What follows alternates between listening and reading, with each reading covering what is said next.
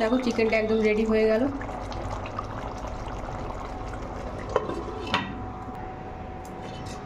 দেখো চিকেনের রেসিপিটা তোমাদের কাছে কেমন লেগেছে, পালক শাক চিকেন। তো পালক শাক চিকেন রেসিপিটা কীভাবে বানিয়েছি চলো তোমাদেরকে দেখাবো।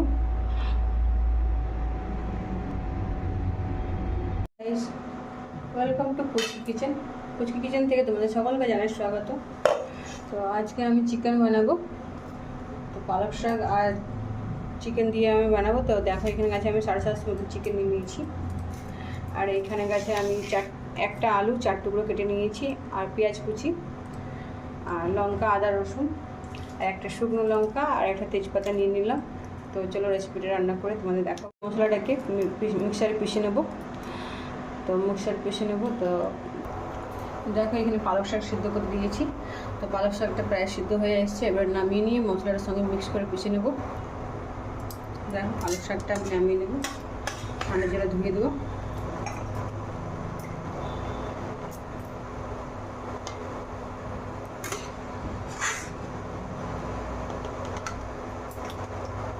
এখানে আমি লঙ্কা, আদা, রসুন নিয়ে নিয়েছি, দেখো, আর পেঁয়াজ নিয়ে নিয়েছি, আর এই সিদ্ধ করে পালক শাক নিয়ে নিচ্ছি।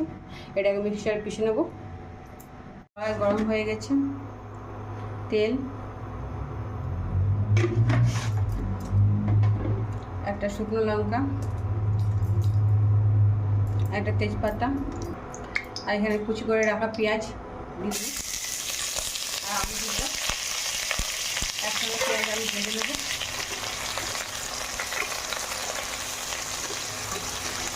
পেঁয়াজটা কষানো হয়ে গেছে। এবার মাংসটা দিয়ে দেবো, ধুয়ে রাখা মাংস।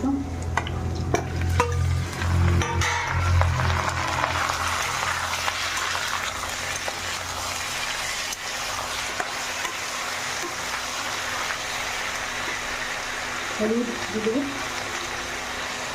হলুদ, আর নুন।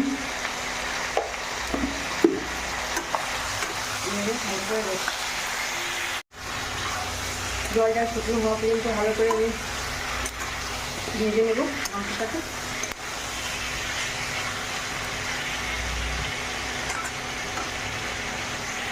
আর এদিকে দেখো আমি মশলাটা পিষে নিয়ে এসেছি। পালক শাক, আদা, রসুন, লঙ্কা, আর একটু সামান্য পরিমাণে জিরা গুঁড়ো একসঙ্গে মিক্সারে দিয়ে পিষে নিয়েছি। দেখো জলটা শুকিয়ে মাংস থেকে তেল বেরিয়ে এসছে। তো এবার মাংসের সঙ্গে আমি বেটে রাখা মশলা দিয়ে দেবো।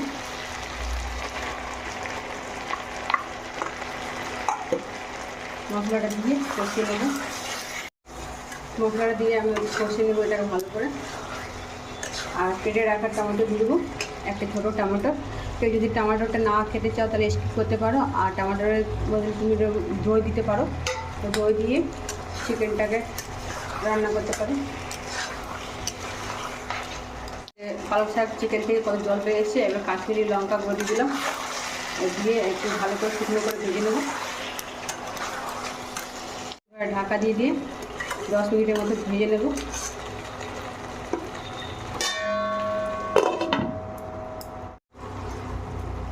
দেখো চিকেন থেকে তেল ছেড়ে দিয়েছে।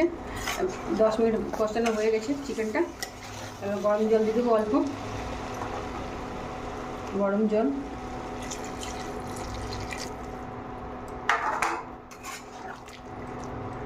দেখো ঝোলটা দেওয়ার সাথে সাথে ঝোলটা ফুটতে লেগেছে। এবার গরম মশলা দিয়ে দেবো,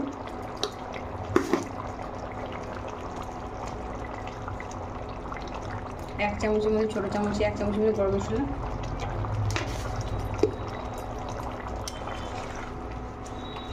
দিয়ে একটু গ্রেভি করে নামিয়ে নেব।